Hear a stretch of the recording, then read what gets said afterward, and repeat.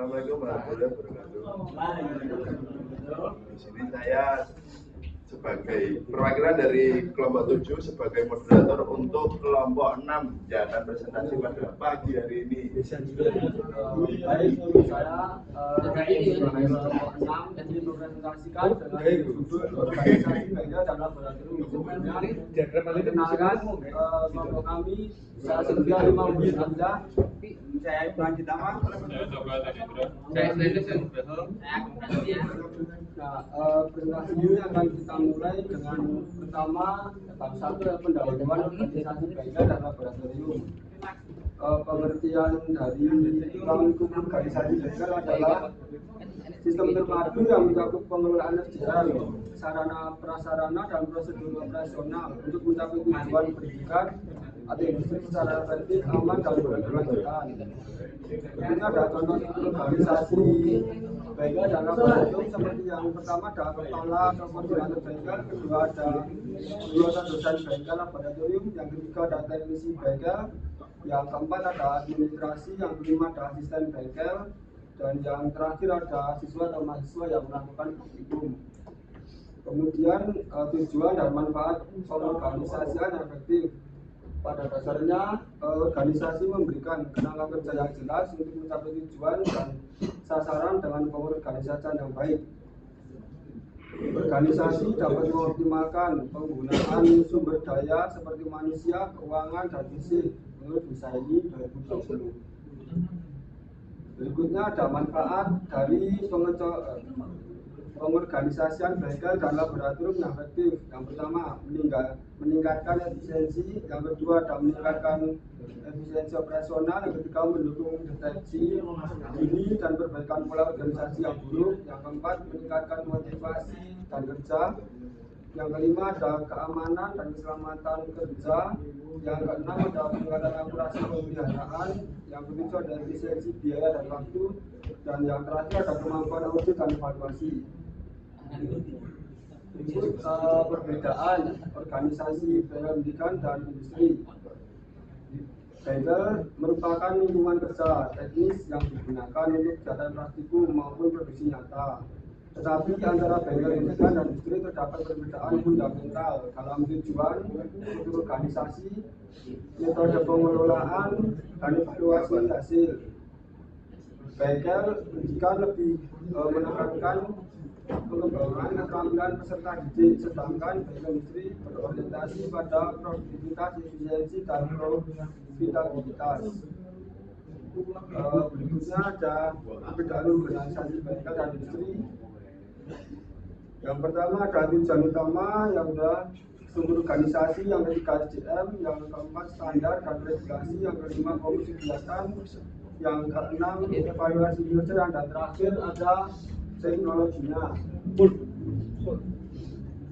Berikut regulasi terkait SNI ISO 9001 dan Permendikbud. Pengelolaan bengkel dan laboratorium pendidikan harus mengacu pada berbagai regulasi baik nasional maupun internasional yang menjamin keselamatan kerja, kualitas hasil pembelajaran, akuntabilitas kegiatan, penelitian, dan kesiapan lulusan untuk dunia kerja industri. Berikut ada 3 regulasi yang menjadi standar acuan utama. Yang pertama ada SNI, Standar Nasional Indonesia. Yang kedua ada Permen 9001 2015.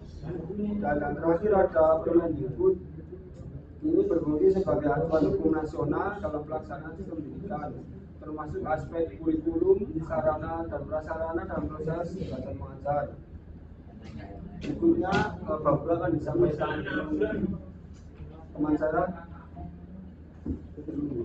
Berikutnya ada struktur organisasi dan pembagian tugas. Untuk pengertian struktur organisasi adalah susunan dari beberapa komponen atau unit kerja yang terdapat dalam organisasi. Adanya struktur organisasi ini untuk melihat pembagian tugas dan bagaimana kegiatan pekerjaan, saluran perintah atau penyampaian yang berbeda dapat dikoordinasikan dengan baik. Menurut para ahli, Alfred de Kendler mengemukakan struktur merupakan rancangan organisasi. Melalui rancangan itu setiap organisasi melaksanakan administrasi atau dua hal. Pertama, garis wewenang dan komunikasi di antara administratif office dan officer, dan kedua garis wewenang dan komunikasinya menunjukkan bagaimana seharusnya data dan informasi itu dialirkan. Menurut John Gill, struktur organisasi adalah alokasi formal dari peran atau pekerjaan organisasi, mekanisme administratif untuk mengawasi dan mengintegrasikan aktivitas organisasi, termasuk seluruh aktivitas organisasi yang melintas batas organisasi formal. Berikutnya ada hierarki organisasi bengkel atau lab. Yang pertama, hierarki kepala bengkel. Kepala bengkel atau juga dapat diartikan sebagai pemimpin dalam struktur organisasi bengkel. Kepala bengkel atau lab memegang peran kunci dalam manajemen fasilitas menurut penelitian oleh Brown and Green 2019. Tanggung jawab utama meliputi yang pertama, merencanakan dan mengawasi kegiatan bengkel atau lab. Yang kedua, memastikan kepatuhan terhadap standar keselamatan.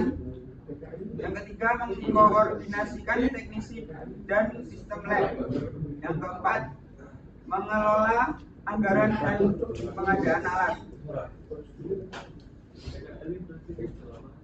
Yang kedua, hierarki teknisi bengkel atau laboratorium memegang peran kritis dalam memastikan kelancaran operasional, keadaan peralatan dan keselamatan pengguna.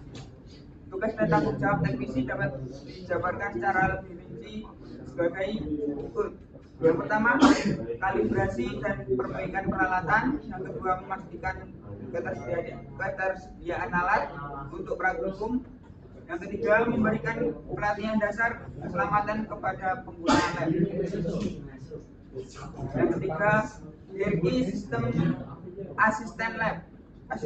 Asisten laboratorium memainkan peran penting dalam mendukung kegiatan akademik, penelitian, dan operasional harian bengkel atau lab. Mereka biasanya terdiri dari mahasiswa tingkat lanjut, staf junior, atau praktisi yang bekerja di bawah supervisi teknisi atau kepala lab. Peran asisten lab dapat dijelaskan secara lebih mendalam sebagai berikut. Yang pertama, penyiapan alat dan bahan. Yang kedua, panduan dan demonstrasi. Yang ketiga, pemantauan kegiatan. Berikutnya ada job description dan tanggung jawab masing-masing posisi. Untuk kepala bengkel adalah pemimpin operasional yang bertanggung jawab atas seluruh kegiatan teknis dan administratif bengkel atau laboratorium. Ia mengatur alur kerja, sumber daya manusia, pengelolaan peralatan, serta memastikan pelaksanaan kegiatan perjalanan sesuai dengan standar prosedur. Berikutnya ada teknisi. Teknisi merupakan tenaga ahli yang bertanggung jawab dalam pelaksanaan kegiatan teknis seperti perawatan, perbaikan, pengujian, dan pengoperasian alat atau sistem yang digunakan di bengkel atau laboratorium.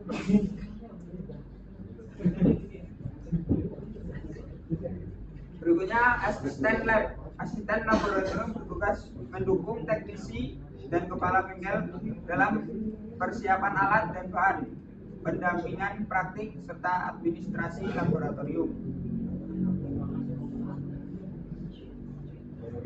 Berikutnya ada kolaborasi dengan unit lain seperti akademik, administrasi, dan K3. Untuk kolaborasi dengan akademik, sarana dan prasarana bengkel kerja sekolah berfungsi untuk berfungsi dalam menyelenggarakan pendidikan, keterampilan, dan teknologi. Kemudian kolaborasi dengan administrasi. Administrasi dalam arti luas adalah kegiatan kerjasama yang dilakukan sekelompok orang berdasarkan pembagian kerja sebagaimana sumber daya untuk mencapai tujuan secara efektif dan efisien. Dari pengertian di atas maka dapat disimpulkan bahwa tanpa administrasi yang baik pekerjaan bengkel bisa menjadi tidak terdokumentasi, kacau, atau bahkan rugi. Sebaliknya tanpa kegiatan teknis fungsi administrasi tidak punya substansi.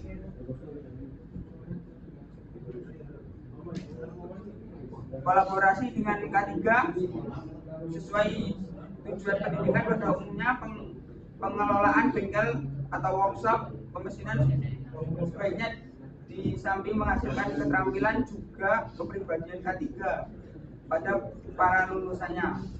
Sehubungan dengan pembentukan karakter kerja ini maka perlu menciptakan kondisi dan lingkungan kerja yang aman atau safety.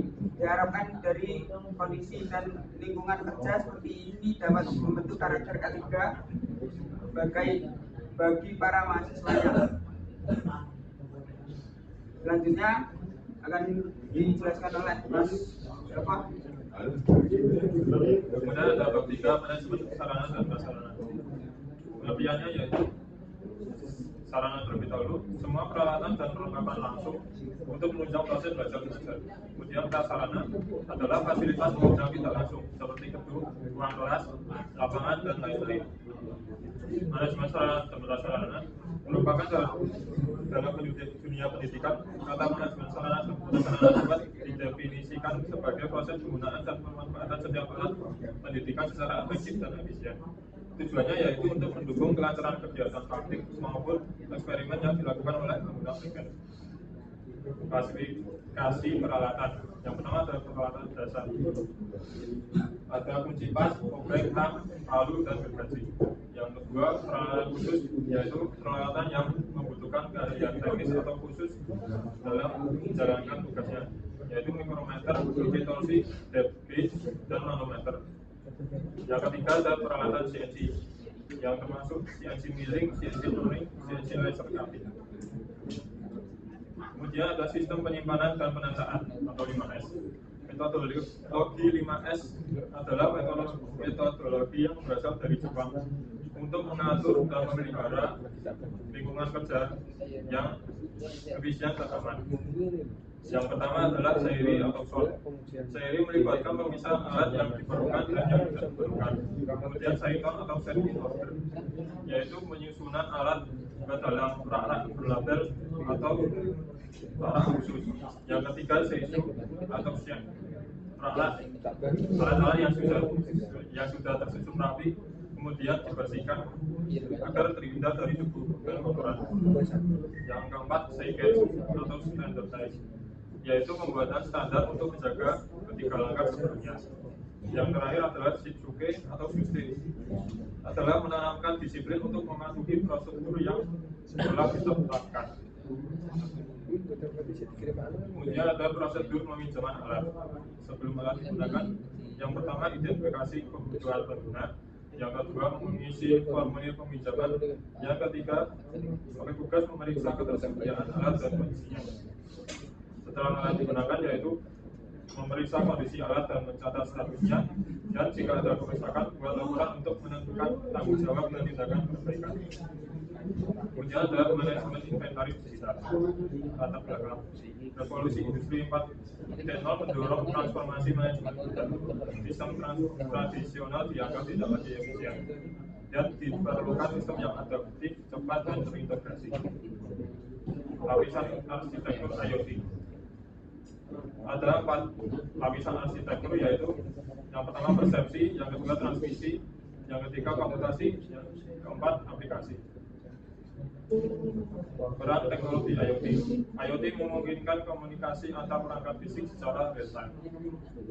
Infrastrukturnya yaitu RFID, Wi-Fi, Bluetooth, cloud, dan sensor, dan mendukung keputusan yang otomatis dan efisien.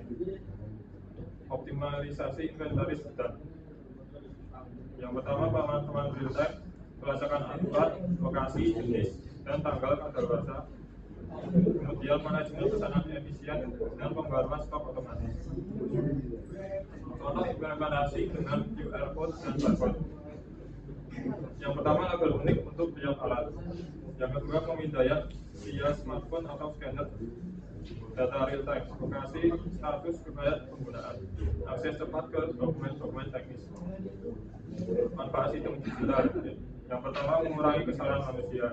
Yang kedua, waktu administrasi turun hingga 50%. Yang ketiga, pelaporan otomatis termasuk jadwal perawatan dan pengembalian alat. Yang terakhir, mendukung analisis pola penggunaan alat.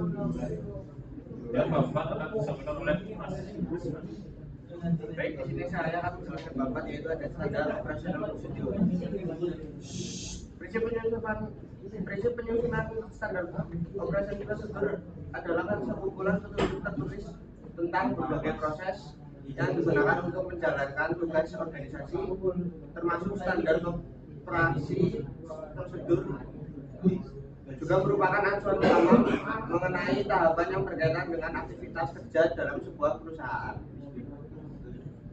Contoh-contoh SOP adalah yang pertama ada SOP dalam keadaan darurat, yang kedua ada SOP penanganan kebakaran, yang ketiga ada SOP penanganan terkena bahan kimia, yang keempat ada SOP pelaporan kejadian kecelakaan kerja, yang kelima ada SOP penanganan cedera, yang keenam ada SOP penanganan gangguan kesehatan, yang ketujuh ada SOP penggunaan peralatan atau instruksi kerja, yang ke-8 ada SOP penggunaan alat-alat, yang ke-9 ada SOP penyimpanan bahan kerja, dan yang ke-10 ada SOP penggunaan peralatan atau pelindung dan pelindung diri.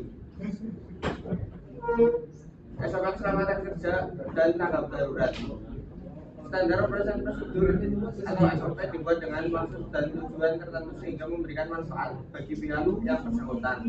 Menurut para ahli, Kutub tahun 2007 menjelaskan jenis bahaya yang terdapat bengkel atau laboratorium meliputi 9 kelompok pekerjaan, yaitu yang berkaitan dengan penanganan bahan, penggunaan alat-alat tangan, perlindungan mesin, desain tempat kerja, pencahayaan cuaca kerja, pengendalian bahaya bising, getaran dan listrik, fasilitas pekerja, dan organisasi. Rata tingkat risiko berbahaya yang terdapat di bengkel atau laboratorium. Untuk evaluasi SOP secara keseluruhan, evaluasi kebijakan ketiga di bengkel mewakili pendekatan yang menyeluruh dan berkelanjutan. Deonita Rahmadini dan Nur Hidayat 2012 nomor 1 Maret 2024 nomor halaman 78 dalam upaya meminimalkan risiko dan meningkatkan keselamatan serta kesehatan kerja. Hal tersebut akan membantu bengkel mencapai standar keselamatan yang lebih tinggi dan menumbuhkan budaya keselamatan yang kuat.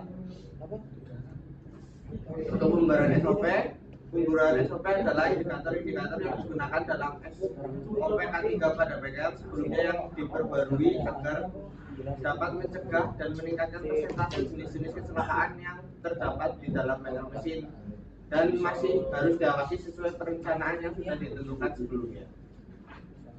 Baik, untuk bab 5 akan diterangkan bersama teman saya yaitu Mas Abu. Baik, untuk bab 5 yaitu manajemen SDM dan pelatihan. Yang pertama, rekrutmen dan sertifikasi. Dalam dunia industri yang terus berkembang, peran teknisi bengkel semakin vital. Rekrutmen teknisi yang tepat menjadi fondasi utama dalam menciptakan layanan yang berkualitas. Untuk pengertiannya, rekrutmen sendiri adalah proses sistematik dalam mencari, menarik, memilih, dan menempatkan calon karyawan yang memiliki kompetensi dan kualifikasi yang sesuai untuk mengisi posisi tertentu dalam organisasi. Untuk sertifikat adalah suatu proses pemberian pengakuan secara resmi terhadap kompetensi seorang dalam bidang tertentu yang dapat dilakukan oleh lembaga yang berwenang. Selain itu tersebut dinyatakan memenuhi standar atau kriteria yang ditentukan. Untuk jenis-jenis rekrutmen ada rekrutmen internal, eksternal, online, dari kampus, dari suatu agensi, dan referral. Untuk jenis-jenis sertifikat ada sertifikat profesi, industri atau produsen, serta sertifikat akademik. Untuk tahap rekrutmen yang pertama itu pengumuman lowongan, seleksi awal, wawancara dan tes, pemeriksaan dan referensi, dan yang terakhir penawaran kerja. Untuk tahapan sertifikasi yang pertama itu menentukan jenis sertifikasi, pemenuhan prasyarat, pelatihan persiapan, pendaftaran, ujian, dan sertifikasi dan pre-sertifikasi. Untuk pelatihan berkelanjutan, untuk pengertiannya ini adalah merupakan proses peningkatan keterampilan untuk bekerja saat ini dan masa depan untuk pekerja itu sendiri. Untuk jenis pelatihannya yaitu workshop, soft skill, dan sertifikasi BNSP. Untuk sertifikasi BNSP memiliki manfaat yaitu pengakuan nasional, meningkatkan daya saing dan mobilitas kerja. Untuk syarat rekrutmen dan promosi dan legalitas profesi. Untuk proses sertifikasi ini sendiri yaitu pendaftaran ke LSP, asesmen mandiri dan verifikasi dokumen, pelaksanaan asesmen, keputusan bila individu kompeten atau belum kompeten, dan penerbitan sertifikat. Untuk bab 6 yaitu pengawasan dan evaluasi kerja. Yang pertama itu pengertian. Pengawasan merupakan proses memantau, membandingkan, dan memperbaiki kinerja suatu standar. Sedangkan evaluasi kerja merupakan suatu bentuk penilaian formal terhadap kinerja karyawan. Selanjutnya tujuannya adalah menjamin kualitas praktik pendidikan vokasional, menyesuaikan input proses dengan tuntutan industri, mengembangkan mutu pengelolaan fasilitas dan pendidikan. Lalu indikator kinerjanya yaitu ketersediaan dan kondisi alat, utilitas alat dan pemeliharaan, standar keselamatan kerja atau K3, dan kepuasan penggunaan. Untuk metode evaluasi kinerja dapat yaitu survei kepuasan pengguna, checklist ketersediaan alat, audit inventarisasi alat, atau dashboard. Untuk audit sendiri merupakan proses sistematis untuk memperoleh dan mengevaluasi bukti secara objektif mengenai aktivitas atau kinerja tertentu. Dalam konteks bengkel dan laboratorium pendidikan, audit menjadi sarana utama untuk menjamin kualitas, kepatuhan terhadap standar, serta perbaikan berkelanjutan dalam pengelolaan dan operasional. Yang pertama ada audit internal, yaitu audit yang memeriksa dilakukan oleh tim dalam institusi itu sendiri. Dengan tujuan utama yaitu menilai kesesuaian proses operasional, mengidentifikasi area yang perlu perbaikan, dan memberikan data objektif pada pimpinan program studi. Untuk audit eksternal yaitu audit yang dilakukan oleh pihak luar seperti pihak NPT, Plan Teknik, atau lembaga internasional seperti ISO, ASME, atau lembaga mitra industri. Dan tujuan yaitu mendapatkan pengakuan resmi atas mutu bengkel atau lab, meningkatkan daya saing institusi, dan memastikan bahwa bengkel memenuhi standar industri yang berlaku. Selanjutnya, penerapan lean management. Lean management merupakan pendekatan manajemen yang berasal dari produksi Toyota yang menekankan pada penciptaan nilai melalui pengurangan atau eliminasi pemborosan. Penerapan lean management di bengkel atau laboratorium pendidikan bertujuan untuk meningkatkan efisiensi operasional, mempercepat alur kerja, mengurangi waktu tunggu dan kerugian, serta meningkatkan pengalaman belajar mahasiswa. Untuk prinsipnya ada identify value, map the value stream, create flow, establish goal, dan pursue perfection. Untuk jenis-jenis pemborosan dalam bengkel atau lab yaitu overproduction, wasting, transportation, overprocessing, inventory, motion, dan defect. Strategi lean management ada yang pertama adalah 5S yang merupakan fondasi utama untuk lean management yang menciptakan tempat kerja yang rapi, bersih, dan tertata. 5S sendiri ada seri, seton, atau sort, set, shine, standardize, dan sustain. Untuk strategi lean management yang kedua ada visual management, itu mendukung label warna, papan informasi, dan infrastruktur dan instruksi visual untuk memudahkan navigasi dan komunikasi di bengkel. Yang ketiga, Kanban sistem menggunakan kartu atau sistem digital untuk mengatur alur peminjaman dan pengembalian alat secara efisien. Yang keempat, standar operasional atau SOP, yaitu merevisi SOP agar lebih ringkas, mudah dipahami dan sesuai kebutuhan aktual. Yang kelima, pemetaan proses atau value stream mapping, melibatkan staf dan mahasiswa dalam menganalisis dan mengembangkan proses praktik untuk menemukan aktivitas yang tidak bernilai bertambah. Penerapan sistem digital, mengganti proses manual dengan sistem digital seperti aplikasi manajemen alat, e-logbook dan sistem antrian otomatis.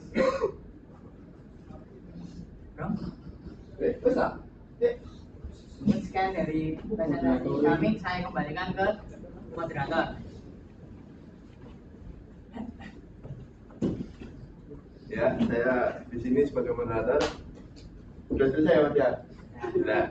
Baik, sekarang ya sesi tanya jawab untuk teman-teman yang mau bertanya dipersilakan. Yuk, Mas Mahmud. Ya, mungkin 2 pertanyaan saja ya Dua teman-teman, pertanyaan karena boleh. waktu sudah mepet. Ya, sudah mepet. Silakan. Silakan teman-teman. Mas Reza. Mas Reza dan Mas Mahmud mungkin. Mas Fadil. Mas Fadil. Mungkin izin bertanya kelompok 6 terkait di bengkel Departemen Pendidikan dan Musim ini sebenarnya sudah memenuhi standar dan tadi sudah dijelaskan betul, dan jika sudah itu standar apa yang menjadi acuan bengkel kita ini agar memenuhi kriteria tersebut. Baik Mas Fadil, untuk pertanyaan kami tampung dulu. Ini ya teman-teman yang lain. Yuk Mas Mahmud silakan. Baik, izin bertanya terkait SOP tadi ya, standar operasional prosedur. Semisal dari sebuah perusahaan itu melanggar dari SOP, misal dia membuang limbah secara sembarangan, nah, maka nanti sanksi apa yang bakal diterima perusahaan tersebut begitu? Apakah nanti akan didenda atau nanti ketika pelanggarannya berat maka berpotensi perusahaannya ditutup gitu atau bagaimana? Oke, terima kasih Mas Mahmud. Silakan dijawab untuk kelompok 6. Ya mungkin saya menjawab pertanyaan dari Mas Mahmud terlebih dahulu ya.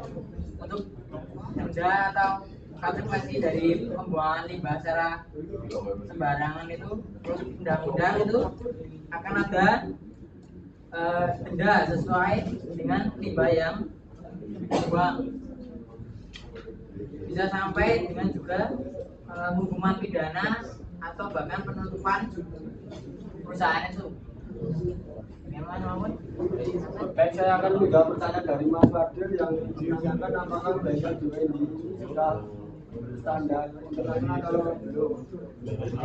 Menurut kelompok kita belum ada untuk internasional, tetapi untuk standar nasional sudah, karena indikatornya seperti peralatan modern dan terkalibrasi, keselamatan kerja dan manajemen resiko sudah dipenuhi, kurikulum atau kegiatan praktik yang mengukur, instruktur atau teknisi yang bersertifikat, sistem dokumentasi dan metode yang jelas, kolaborasi yang mesti atau institusi luar negeri dan kategorinya juga sudah terpenuhi, Mas. Apakah sudah menjawab, Mas? Sudah cukup teman-teman untuk sesi tanya jawab, kita coba ini ya teman-teman. Ya. Baik, kita silakan untuk kelompok 6 untuk menutup terlebih dahulu. Baik, presentasi dari kelompok 6 sudah kita dibuka, kurang lebihnya mohon maaf, dan saya kembalikan ke moderator. Ya, dari saya kurang lebihnya mohon maaf. Wassalamualaikum warahmatullahi wabarakatuh.